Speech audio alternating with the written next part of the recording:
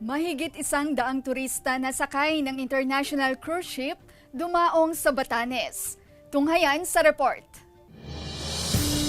Muling naramdaman ang pag-angat ng turismo sa Batanes matapos ang higit 2 taong paghihigpit dahil sa pagtama ng COVID-19. Isang international cruise ship lula ng higit 100 foreign nationals ang dumaong sa lalawigan. Ang ibang turista, nagawang pasyalan ang mga kilalang tourist sites sa Batan Island. Ang iba, ipinasyal sa Sabtang Island. Pagbaba pa lang agad ng naranasan ng mga turista ang pamumuhay sa isla, gaya ng pagsakay sa tricycle. Hinara na rin sila ng mga Ivatan.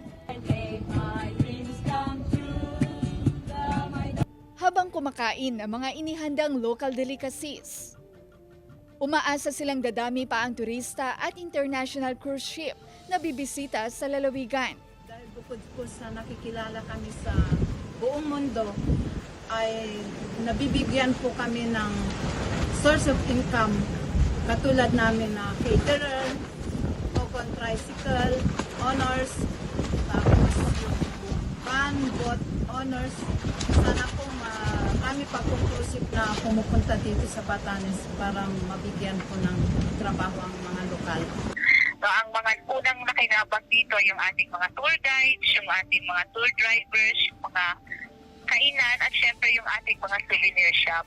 Sa ngayon, nakikipag-usap na rin ang provincial government sa ibang airline na magkaroon ng flights sa lalawigan para sa patuloy na pag-usbong ng turismo.